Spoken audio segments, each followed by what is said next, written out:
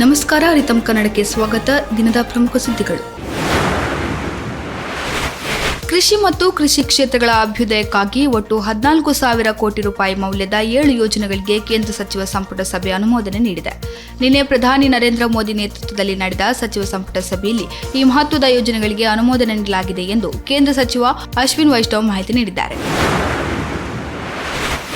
ಬಿಜೆಪಿಯ ಸದಸ್ಯತ್ವ ಅಭಿಯಾನದ ಉದ್ಘಾಟನಾ ಸಮಾರಂಭ ಪ್ರಧಾನಿ ಮೋದಿ ಸೇರಿ ಪ್ರಮುಖ ನಾಯಕರ ಸಮ್ಮುಖದಲ್ಲಿ ನಿನ್ನೆ ನಡೆಯಿತು. ಈ ವೇಳೆ ಪ್ರಧಾನಿ ಮೋದಿ ಈ ಸದಸ್ಯತ್ವ ಅಭಿಯಾನದ ಸಮಯದಲ್ಲಿ ರಾಜ್ಯ ವಿಧಾನಸಭೆಗಳು ಮತ್ತು ಲೋಕಸಭೆಯಲ್ಲಿ 33% ಮೀಸಲಾತಿಯನ್ನು ಜಾರಿಗೊಳಿಸಲಾಗಿದೆ.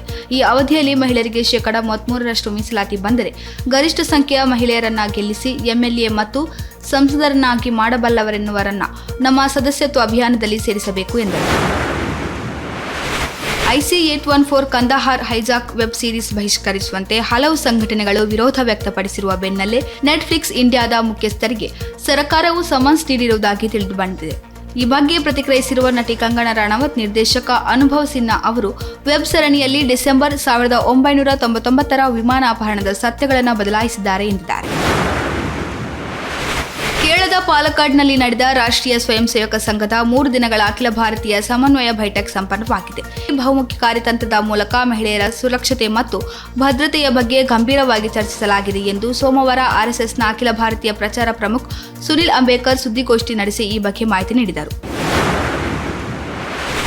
ಪ್ರಧಾನಿ ನರೇಂದ್ರ ಮೋದಿ ಅವರು ಇಂದು ಬೆಳಗ್ಗೆ ಬ್ರೂನಿ ಮತ್ತು ಸಿಂಗಾಪುರಕ್ಕೆ 3 ದಿನಗಳ ಪ್ರವಾಸ ಕೈಗೊಂಡಿದ್ದು, ಬ್ರೂನಿ ಮತ್ತು ಸಿಂಗಾಪುರಕ್ಕೆ ಭೇಟಿಯು ಉಭಯ ದೇಶಗಳ ಮತ್ತು ದೊಡ್ಡ ಆಸಿಯಾಸ್ ಪ್ರದೇಶದೊಂದಿಗೆ ಭಾರತದ ಸಹಭಾಗಿತ್ವವನ್ನು ಇನ್ನಷ್ಟು ಬಲಪಡಿಸಿದೆ ಎಂದು ಮೋದಿ ವಿಶ್ವಾಸ ವ್ಯಕ್ತಪಡಿಸಿದ್ದಾರೆ.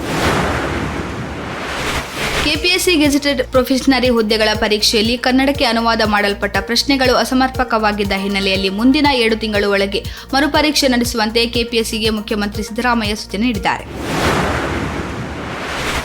ಮೂಡಾ ಪ್ರಕರಣಕ್ಕೆ ಸಂಬಂಧಿಸಿದಂತೆ ತಮ್ಮ ವಿರುದ್ಧ ರಾಜ್ಯಪಾಲರು ನೀಡಿರುವ ಪ್ರಾಸಿಕ್ಯೂಷನ್ ಪ್ರಶ್ನಿಸಿ ಸಿಎಂ ಸಿದ್ದರಾಮಯ್ಯ ಸಲ್ಲಿಸಿದ ಅರ್ಜಿ ವಿಚಾರಣೆ ನಡೆಸಿದ ಹೈಕೋರ್ಟ್ ಸೆಪ್ಟೆಂಬರ್ 9ಕ್ಕೆ ವಿಚಾರಣೆಯನ್ನ ಮುಂದೂಡಿದೆ. ಇದೇ ವೇಳೆ ಹೈಕೋರ್ಟ್ ಈ ಹಿಂದೆ ನೀಡಿದ ಮಧ್ಯಂತರ ಆದೇಶವನ್ನು ವಿಸ್ತರಣೆ ಮಾಡಿದ್ದು, ಸಿಎಂ ಸಿದ್ದರಾಮಯ್ಯಗೆ ತಾತ್ಕಾಲಿಕ ರಿಲೀಫ್ ಸಿಕ್ಕಿದೆ.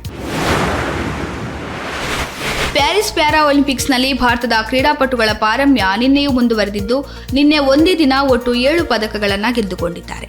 ಅಥ್ಲೆಟಿಕ್ಸ್ನ ಜಾವೆಲಿನ್ ಥ್ರೋ ವಿಭಾಗದಲ್ಲಿ ಭಾರತದ ಸುಮಿತ್ ಅಂಟಿಲ್ ಮತ್ತು ಬ್ಯಾಡ್ಮಿಂಟನ್ನಲ್ಲಿ ನಿತೇಶ್ ಕುಮಾರ್ ಚಿನ್ನದ ಪದಕವನ್ನು ಗೆದ್ದರೆ, ಬ್ಯಾಡ್ಮಿಂಟನ್ ಸಿಂಗಲ್ಸ್ ವಿಭಾಗದಲ್ಲಿ ತುಳಸಿಮತಿ ಮುರುಗೇಶನ್, ಹೈಜಂಪ್ನಲ್ಲಿ ನಿಶಾದ್, ಬ್ಯಾಡ್ಮಿಂಟನ್ನಲ್ಲಿ ಕನ್ನಡಿಗ ಮತ್ತು ಐಎಎಸ್ ಅಧಿಕಾರಿಯಾಗಿರುವ ಸುಹಾಸ್ ಯತಿರಾಜ್ ಬೆಳ್ಳಿಯ ಪದಕಕ್ಕೆ ಕೊರಳಿದರು. ಇನ್ನು ಬ್ಯಾಡ್ಮಿಂಟನ್ SU5 ವಿಭಾಗದಲ್ಲಿ ಮನಿಷಾ ರಾಮದಾಸ್, ಆರ್ಚರಿ ಮಿಶ್ರ ಡಬಲ್ಸ್ನಲ್ಲಿ ರಾಕೇಶ್ ಕುಮಾರ್ ಮತ್ತು ಶೀತಲ್ ದೇವಿ ಕಂಚಿನ ಪದಕವನ್ನು ಪಡೆದರು. ಈ ಮೂಲಕ ಪ್ಯಾರಾ ಒಲಿಂಪಿಕ್ಸ್ನ 4ನೇ ದಿನದ ಅಂತ್ಯಕ್ಕೆ ಭಾರತವು 3 ಚಿನ್ನ, 5 ಬೆಳ್ಳಿ ಮತ್ತು 7ನೇ ಕಂಚಿನ ಪದಕಗಳನ್ನು ಗೆಲ್ಲುವ ಮೂಲಕ 15ನೇ ಸ್ಥಾನಕ್ಕೇರಿದೆ. ಇದಾಗಿತ್ತು ಇವತ್ತಿನ ಪ್ರಮುಖ ಸುದ್ದಿಗಳು. ಇನ್ನಷ್ಟು ಹೆಚ್ಚಿನ ವಿಚಾರಗಳಿಗಾಗಿ ವೀಕ್ಷಿಸಿ ರಿತಮ್ ಕನ್ನಡ.